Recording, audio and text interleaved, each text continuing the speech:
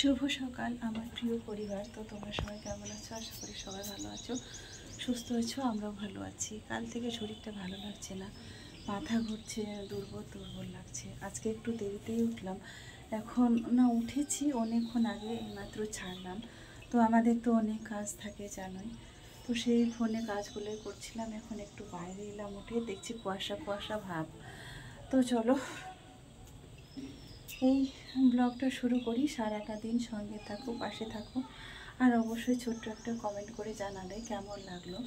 আজকে হচ্ছে স্কুল আছে, স্কুলে যাবে, তো তাই হচ্ছে রান্না করতে হবে। এখন উঠে ঝাড়ু দেওয়া কিছু কিন্তু হয়নি, বললাম শরীরটা ভালো লাগছে না, এখন সোজা চলে যাব রান্নাঘরের দিকে। তো কি রান্না করি দেখা যাক। তো ভাবলাম আগে শুরু করি, চলো একটু দেখিয়ে দিই তোমাদের কতটা কুয়াশা পড়েছে আজকে। বন্ধুরা, আজ রাতে সারা রাতে ঘুমাতে পারিনি। তো এরকম মৃত্যুর মুখ থেকে অনেকবার বেঁচে ফিরেছি, বারবার শুধু বেঁচেই যাই, জানি না কেন।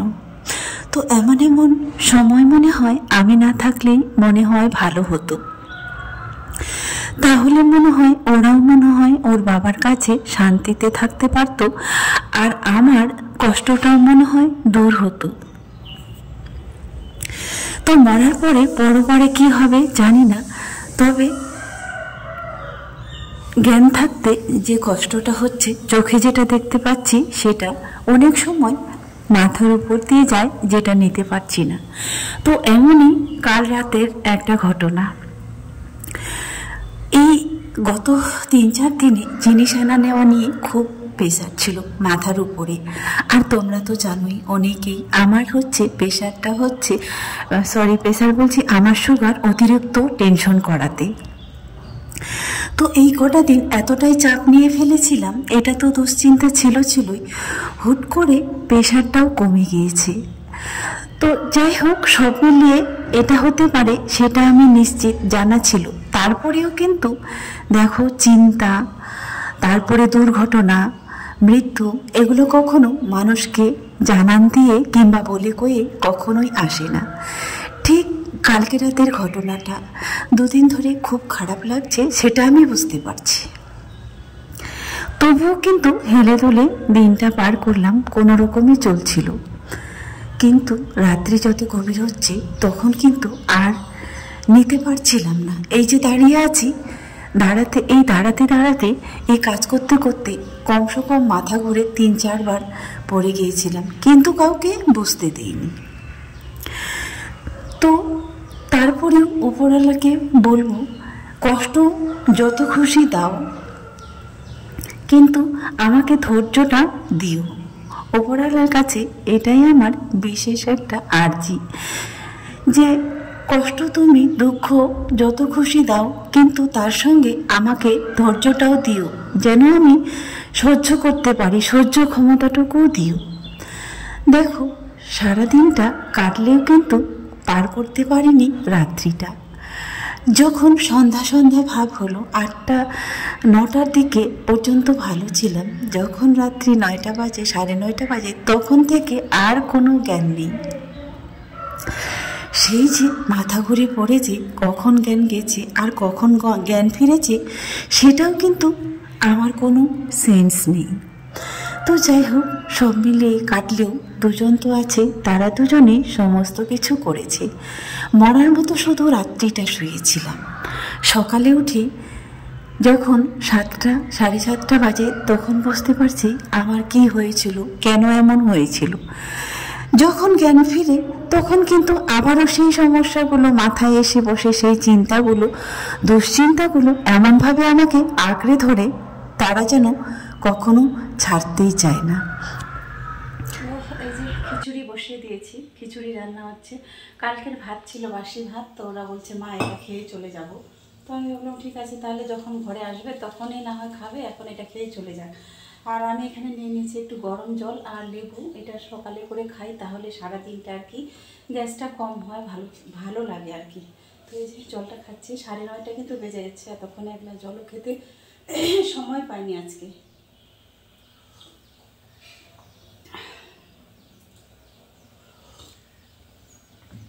তো চলো।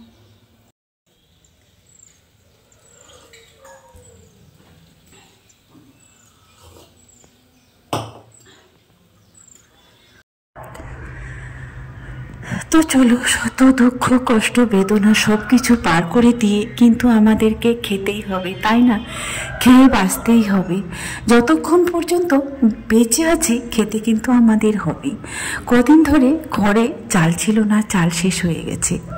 তো যাই হোক, আতপ চাল ছিল তো অনেক, তো সেগুলোই ভাবছি সেদ্ধ করে কখনো খাই, কখনো খিচুড়ি করে খাই, সব মিলিয়ে দিন কটা পার করতে হবে। তারপরে তো আবার ওই নতুন মাসের প্রথম সপ্তাহে, যদিও আমাদেরকে দেয় না, 10 তারিখের পরে যদি শনিবার পড়ে তাহলে সেই শনিবারেই আমাদেরকে যেতে বলে। তো এখনও ধরে নাও প্রথমেই তো শনিবার পার হলো, আরও মোটামুটি একটা সপ্তাহ। এই একটা সপ্তাহ এই করেই পার করতে হবে, এইগুলো খেয়েই। তো ওদের কাছে কোনো সমস্যা হয় না, ওরা তো খেয়ে নেয়, কিন্তু আমার আতপ খেলে, খিচুড়ি এই সমস্ত খেলে যেন সুগারটা আরও বেড়ে যায় আমার কাছে মনে হয়। তবে আমি সঠিক বলতে পারছি না, তোমরা যারা জানো একটু আমাকে কমেন্টে বলিও যে খিচুড়িটা খেলে কি সুগার বেড়ে যায়, খেতে পারবো না। তো গরম গরম খিচুড়ি আনিয়ে নিয়েছিলাম গন্ধরাজ লেবু, তো টকটা দিলে যেন মুখে একটু রুচি আসে। এই যে আমি ভয়েসটা দিচ্ছি, ভয়েস দিতে দিতে কতবার যে থেমেছি, কতবার যে দাঁত লেগেছে তোমাদের আর বলে বোঝাতে পারবো না। এখন হচ্ছে রাজিয়া স্কুলে চলে গেছে, রিয়া যাবে স্কুলে, ওর একটা স্কুলে দরকার আছে, সেই দরকারের জন্য আজকে যাবে। তো যাওয়ার আগে আগে আমাকে একটা মটরশুঁটি দিয়ে একটা তরকারি বানিয়ে দিয়ে গেল, আর হচ্ছে দুটা মনে হয় রুটি বলে পরোটা বানিয়ে দিয়ে গেল আমার যদি খিদে পায়। তো আমাকে খাওয়া দিয়ে সে চলে গেছে স্কুলে, সে সম্ভবত 2:30টার দিকে চলে আসবে। আমি তো রান্না করতে পারবো না, আর ক্ষমতা নিয়ে যেতে পারবো না, আজকে আর বিছানা থেকে উঠতে পারবো না। সে নিশ্চয়ই বুঝে গেছে, তার জন্য দুপুরে খাওয়াটাও তৈরি করে দিয়ে সে গেছে। এইভাবে যদি অসুস্থ হয়ে পড়ে থাকি তাহলে কিন্তু আমার সংসার চলবে না। আমার সংসার চালানোর মতো কিন্তু কেউ নাই যে আমাকে কটা দিন চালিয়ে দিবে, আমি তার উপরে চাপিয়ে দিয়ে নিশ্চিত থাকব। স্কুল থেকে সে চলে এসেছে, তারপরে আমি তাকে সবজি টবজি সব কিছু কেটে দিচ্ছি, রান্নাটা সেই করবে। এই যে এবারে ফুলকপিগুলো এনেছিল সেগুলো কিন্তু রান্না এখনও করিনি, আজকে প্রথম একটা রান্না করব। আলু তো আমার খাওয়াই নিষেধ, কিন্তু তবু একটা দিচ্ছি ওদের জন্য। আর আলু এমন একটা সবজি, সব কিছুর সঙ্গে সে যায় মানান সহিত। আর আলুটা না দিলে তরকারিটা মনে হয় অল্প একটু হয়ে যায়। কার কার এরকম মনে হয় বলো তো? আমার কিন্তু মনে হয় আলুটা দিলে তরকারিটা একটু বেড়ে যায়, আমার মনে হচ্ছে। আর বাকি সবজি তো চুপসে যায় রান্না করার পরে, তাই না? কাল যে ওই প্যাকাল মাছগুলো নিয়ে এসেছিলাম বাজার থেকে, সেগুলোর অর্ধেকটা রেখে দিয়েছি, ভেজে রেখে দিয়েছি। তো সেটা দিয়েই আজকে ফুলকপিটা রান্না করব। একটা আলু দেব আর টমেটো দিয়ে মাছ রান্না করবে। আমি রান্না করতে পারবো না, তবে বসে বসে সবজিটা তো কেটে দিতে পারবো, তাই না? সেও তো স্কুল থেকে এলো। সারাদিনের ভিডিওতে আসতে পারিনি, আজকে শরীরটা প্রচুর খারাপ, কাল থেকে একটু খারাপ লাগছিল। আজকে সারাদিনে স্নান কিংবা চুল আঁচড়ানো, স্নান ফ্রেশ করা কিছুই হয়নি, মানে এত দুর্বল লাগছে শরীরটা। আর সুগার একবারে হাই হয়ে গেছে, প্রেশারও মনে হয় লো সম্ভবত। তো তাই সারাদিনে ভিডিও করার কোনো সেরকম এনার্জি ছিল না যে সামনে এসে কথা বলবো। তো সকালবেলায় খিচুড়ি রান্না করেছিলাম, ততক্ষণ পর্যন্ত একটু একটু খারাপ লাগছিল। যত দিন যাচ্ছে, দিনটা পার হলো, বেলা বাড়ছিল, তত আরও বেশি খারাপ লাগছিল। সন্ধ্যাবেলার আমি কিছুই করতে পারিনি, প্রিয়াই রান্না করেছে সমস্ত কিছু। তো চলো এখন খাবো ভাত। রান্না বান্না সব কিছু কমপ্লিট করে নিয়েছি, এবার হচ্ছে খাওয়া দাওয়ার পালা। রাজিয়াও স্কুল থেকে চলে এসেছে, আর আমরা তো দেরি করেই খাবো, তাই না?